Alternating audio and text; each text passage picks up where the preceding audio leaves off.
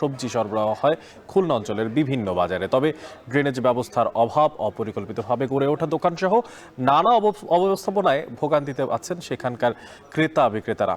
এই বিষয়ে আরও জানাতে কপিলমুনি হাট থেকে যুক্ত হচ্ছেন রামিম চৌধুরী। রামিম, হাট কর্তৃপক্ষ হাটের ব্যবস্থাপনার উন্নয়নে কোনো পদক্ষেপ এখন পর্যন্ত নিয়েছে কিনা, কি বলছেন তারা? অনেক আমি যে হাটটিতে রয়েছি কপিলমুনির হাট, এই হাটটি কিন্তু খুলনাঞ্চলের বেশ পুরনো একটি হাট। এটি কিন্তু প্রায় ২০০ বছরের পুরনো একটি হাট এবং এই হাটে এসে আমরা যেটি দেখলাম যে এখানে কিন্তু প্রত্যেকটা জায়গাতেই অব্যবস্থাপনা রয়েছে।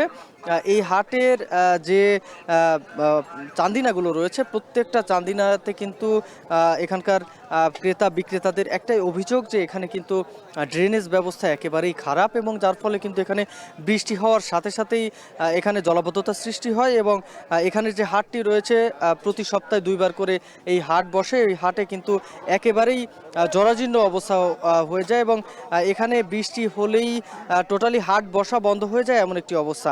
এই ২০০ বছরের পুরনো যে হাটটি, এই হাটের এত বড় অব্যবস্থাপনা তা নিয়ে কিন্তু প্রশ্ন তুলছেন এখানকার সাধারণ মানুষ এবং এখানকার ব্যবসায়ীরা। তারা যেটি বলছেন যে মূলত এখানে কিন্তু বেশ কয়েকটি চান্দিনা রয়েছে, প্রত্যেকটা চান্দিনাতেই কিন্তু একই রকম অবস্থা এবং বিশেষ করে সবচেয়ে বেশি সমস্যায় পড়তে হয় কিন্তু এখানে সবজি নিয়ে যারা বসেন তাদের কিন্তু সবচেয়ে বেশি সমস্যায় পড়তে হয়। আপনি দেখতেই পাচ্ছেন যে এখানে কিন্তু বেশ জরাজীর্ণ একটি জায়গাতে কিন্তু এখানে বেশ বড় পরিসরে সবজি বিক্রি করা হচ্ছে এবং এখানকার ব্যবসায়ীরা যেটি বলছেন যে মূলত এখানকার বাজার ব্যবস্থাপনা বা উপজেলা পরিষদ থেকে কিন্তু তেমন কোনো পদক্ষেপ এখনো পর্যন্ত নেওয়া হয়নি। তবে এখানকার বাজার ব্যবস্থাপনার সঙ্গে যারা জড়িত রয়েছেন তারা যেটি বলছেন যে মূলত কিন্তু তারা বেশ কয়েকবার এখানকার উপজেলা নির্বাহী কর্মকর্তার সাথে কথা বলেছেন এ ব্যাপারে, কিন্তু তারপরে কোনো পদক্ষেপ নেওয়া হয়নি। এই বাজারটিতে কিন্তু মূলত প্রতি বছর প্রায় অর্ধ কোটি টাকার রাজস্ব আদায় করা হয়, তারপরেও কিন্তু এই বাজারের যে উন্নয়ন সেটি কিন্তু এখনো পর্যন্ত ঘটেনি।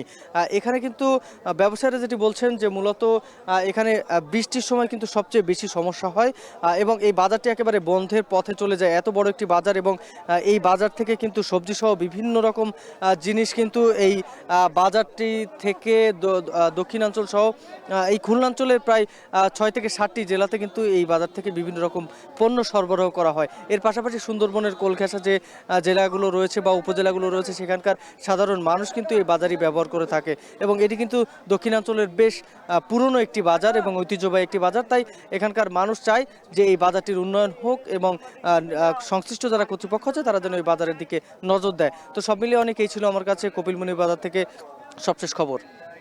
কপিলমুনি হাটের অব্যবস্থাপনার চিত্র তুলে ধরছিলেন সহকর্মী রামিম চৌধুরী।